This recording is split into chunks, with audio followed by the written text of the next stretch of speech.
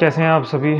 सभी ठीक होंगे मैं आशा करता हूँ। देखिए, अगर आपसे मैं एक बात पूछूँ कि एक परिवार है या कोई ऑफ़िस ही ले लें, वहाँ पे कुछ प्रॉब्लम चल रही है और आप वहाँ के हेड हैं और आप पे ज़िम्मेवारी है कि उस प्रॉब्लम को सॉल्व करना है। तो आपका पहला रिएक्शन क्या होगा? रिएक्शन होगा कि उस प्रॉब्लम के कारण को ढूँढें, क्योंकि बिना उस कारण को ढूँढे आप कभी उस प्रॉब्लम को ठीक नहीं कर पाएँगे और जब तक आप कारण नहीं ढूँढ पाएँगे तब तक वो प्रॉब्लम वैसी की वैसी रहेगी। तो आपका सबसे पहला रिएक्शन होगा कि मुझे इस प्रॉब्लम के जड़ पे जाना है कि हुई क्यों? अब ये मैं दूसरी ढंग से समझाता हूँ। अब मान लीजिए किसी की कमर में दर्द है और उसका मेन कारण है उसका गलत पोस्चर में बैठना। अगर वो इस प्रॉब्लम के लिए अपनी पेन के लिए पेन किलर खाता रहेगा तो उसकी प्रॉब्लम कभी ठीक नहीं होगी।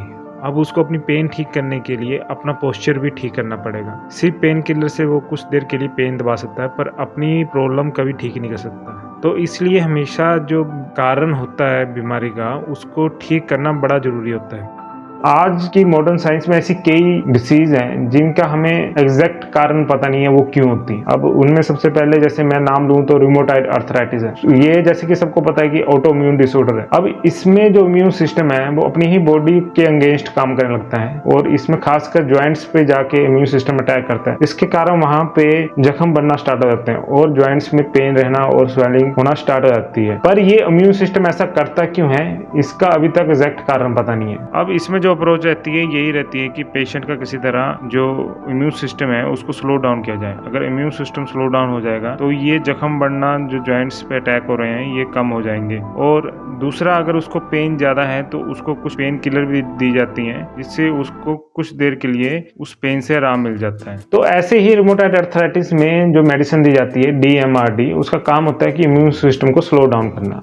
अब इम्यून सिस्टम जब स्लो डाउन हो जाता है तो बॉडी में जख्म बनना जॉइंट्स में कम हो जाते हैं। अब देखने में तो या सुनने में तो अच्छा लग रहा है कि चलो बीमारी काबू में आई, पर ये कुछ देर तक काबू में रहती है क्योंकि जब तक आप दवाई खा रहे हैं उसका असर है तब तक कि वो इम्यून सिस्टम डाउन है। और दूसरा सबसे बड़ी प्रॉब्लम ये है कि आप जब इम्यून सिस्टम को स्लो डाउन करते हैं तो आप इन्फेक्शन के प्रति ज्यादा सेंसिटिव हो जाते हैं। जिस पेशेंट को भी ये मेडिसिन चलेगी वो इन्फेक्शन के प्रति ज्यादा सेंसिटिव रहेगा, उसको इन्फेक्शन होने का खतरा दूसरों से ज्यादा रहेगा। और दूसरी प्रॉब्लम ये है कि इससे बीमारी के कारण को हम ठीक नहीं कर पाएंगे क्योंकि इम्यून सिस्टम का ऐसा होना ये प्रॉब्लम नहीं है। प्रॉब्लम है ये ऐसा क्यों हुआ, है ना। जब तक वो क्यों ठीक नहीं होगा तब तक आपका इम्यून सिस्टम ठीक नहीं होगा और इसका अभी तक एग्जैक्ट कारण अभी मॉडर्न साइंस में पता नहीं चला। तो जब बाकी रही पेन किलर, तो पेन किलर आप जितना खाएंगे उतना आपको नुकसान है। उसके साइड इफेक्ट हर व्यक्ति जानता है, उसको ज्यादा बताने की जरूरत नहीं है। अब जैसे हम आयुर्वेद में बात कर लें कि किसी को जोड़ों में दर्द है तो ऐसी कई व्याधियां जिनमें जोड़ों के दर्दों का वर्णन किया गया। देखिए, सबसे पहली बात ये है कि मॉडर्न में और आयुर्वेद में काफी फर्क है। ये व्यक्ति को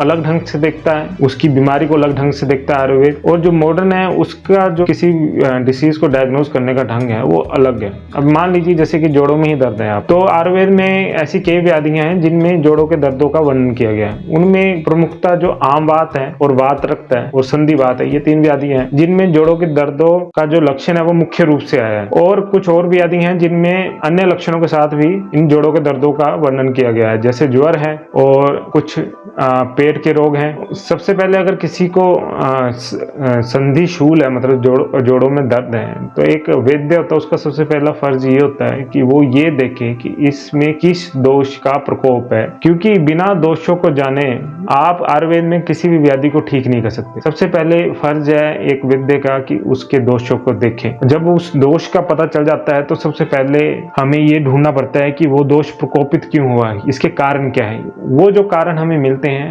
उसके जीवन में मिल जाते हैं, उसकी जीवन शैली में मिल जाते हैं, उसकी कुछ सी पूर्व व्याधि में मिल जाते हैं, उसके जो मानसिक स्वास्थ्य है उसमें मिल जाते हैं। जब हम उसको पूरा कैलकुलेशन करते हैं उसके जीवन का, उसकी पूर्व व्याधियों का, साथ में जब उसकी नाड़ी परीक्षा की जाती है तो हमें इतना तो पता चल जाता है कि ये जो कारण था इसके कारण इस बॉडी में ये दोष प्रकोपित हुआ। अब यहाँ पे हमारा फर्ज होता है जब हमें वो दोष मिल जाता है हम उस दोष के अनुसार चिकित्सा करें। अब आप आए हैं मेरे पास, मान लो कोई पेशेंट मेरे पास आया है, उसको संधियों में शूल है, साथ में उसमें स्टिफनेस है, साथ में उसको बर्निंग सेंसेशन भी ज्यादा होती है, उसको जलन सी महसूस होती है, उसको नींद कम आती है, उसको खट्टी खट्टी डकार है, जलन रहती है। तो जो मैं इसमें मेडिसिन जो मैं चूज करूंगा वो ज्यादातर और उन्हीं दोषों पे काम करेंगी जिसमें प्रकोपित है। इसमें मेन जो दोष प्रकोपित होंगे वो वात और पित्त ही हैं। तो इनमें हम जो ज़्यादा मेडिसिन यूज़ करेंगे या जो पंचकर्मा यूज़ करेंगे,